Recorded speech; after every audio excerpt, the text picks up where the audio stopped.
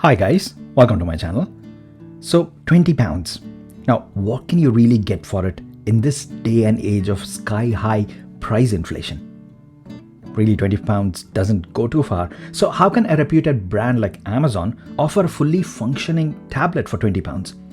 See, I'm all iPads and my personal daily driver is the most powerful tablet available, which is also the most expensive one, the iPad Pro, and it is going to be like that for a long time, really. But curiosity got the better of me and I wanted to check out what this 20-pound tablet can offer and whether you should spend money on that instead of getting a, stuffed crust, large size Domino's pizza with extra toppings.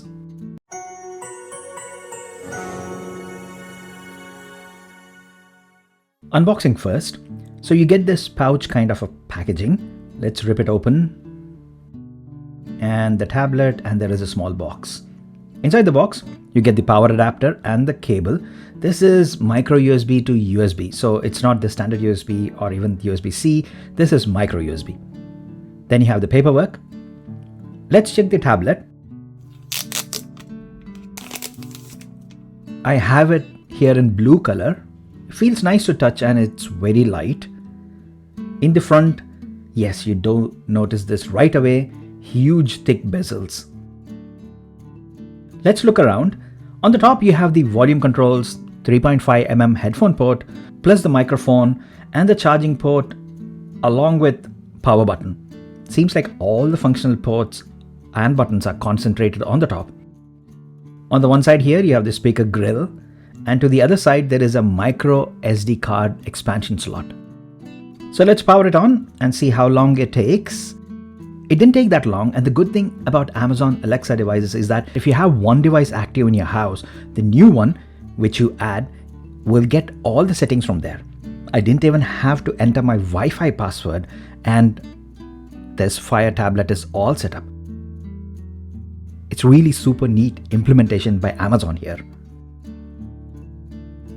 Now the tablet is all ready. Let's crank up the brightness to the max and okay, just casually browsing around, I can tell you that this feels slow to respond. If you tap something, there's an obvious delay before this screen responds.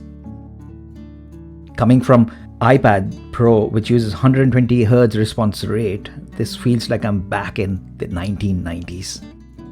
But I'll have to keep that 20 pounds cost into consideration because 20 pounds in the iPad world will give you like a third-party case. That's it.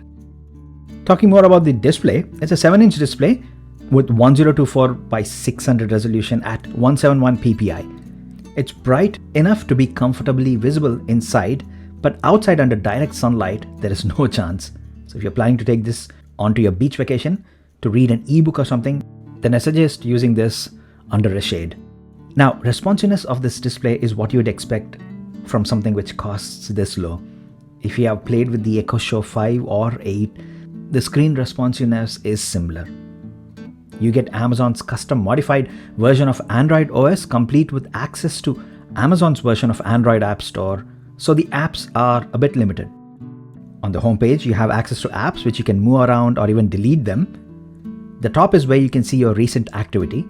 Now if you swipe right, you see your library with apps, ebooks and music.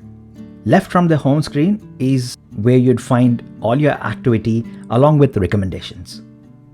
The navigation at the bottom gives you buttons to go back or to go to the home or view recently opened apps. The little toggle switch here is for all your smart accessories connected to Alexa. You can control them from this device as well, and all the ones which you have enabled with your Alexa smart speaker are available here as well. Now this tablet here is the ads version, and every time you enable the lock screen, it displays an ad. It's not too distracting given the way how we are surrounded by ads these days. Actually, I find this useful, especially when it displays Amazon ads because I do a lot of shopping on Amazon. So I'd recommend opting for the ads version on any Fire device as this will save you money and the ads are not too distracting.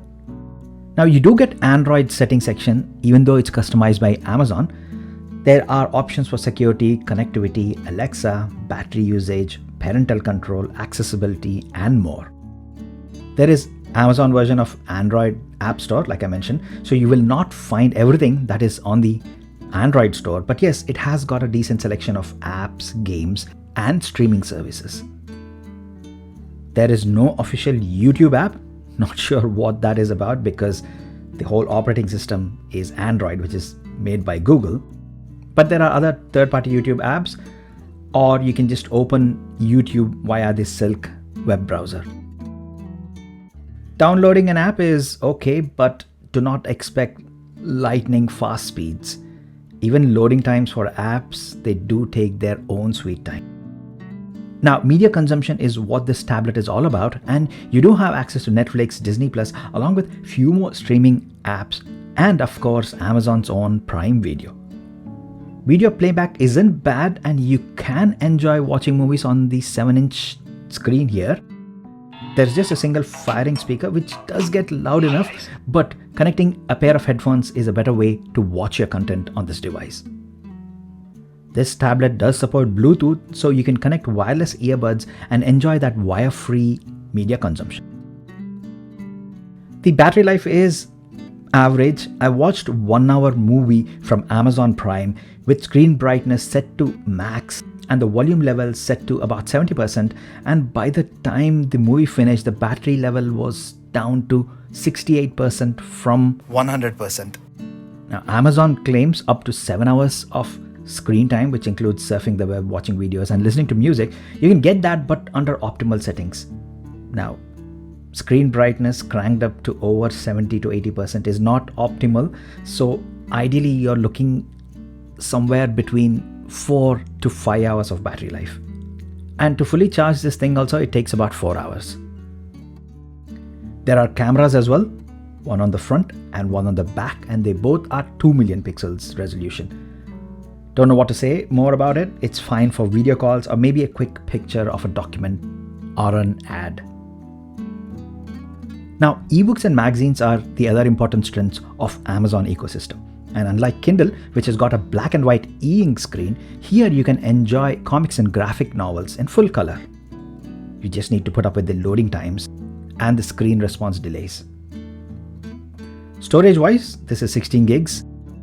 And out of the box, you have 9 gigabytes available to use. But you have the micro SD expansion slot, and that can take up to half a terabyte of micro SD cards for extra storage, which is pretty decent.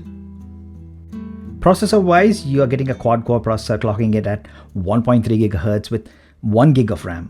Now, it's obvious here that Android OS isn't meant for systems with such low RAM levels, hence you do notice that delay in everything. So in conclusion, what are my thoughts? It's still amazing that you can get a tablet for such low costs in today's messed up, highly expensive and inflated timeline, but the non-sale price of this tablet is around $50, and at that point I absolutely do not recommend this, as you save up a bit more and buy a more powerful Fire tablet, either the HD8 or the HD10. And for the £20 which I paid, this tablet will be available for that cost again during the next Prime Day season sale. So who is this tablet really for? Kids? Sure, for someone like under 5 or 6 years of age, it will keep them occupied for a few hours whilst you get on with your household chores. I wouldn't expect kids to do homework on this because of the screen responsiveness and the delay which it takes to process everything. And then you can use this as a cheap gaming device for your kids, so it will keep them entertained on the go. For adults, maybe if you want a floating pad to control your smart home gadgets, this will work. Or if you want a cheap tablet to throw around and not be extra cautious whilst you're on holiday, then this one will fit the bill perfectly. So I'm still amazed that Amazon can offer a fully functioning tablet for £20. But keeping that fact aside, what you get is a barely okay device with lower screen, slow processor, and touchscreen input lag.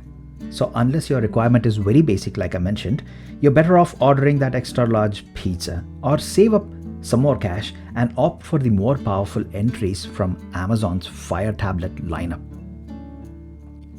So that's all for the video, guys. Do let me know your thoughts in the comment section down below. Do you think that 20 pounds getting a fully functional tablet is really an amazing thing which Amazon can offer in today's day and age?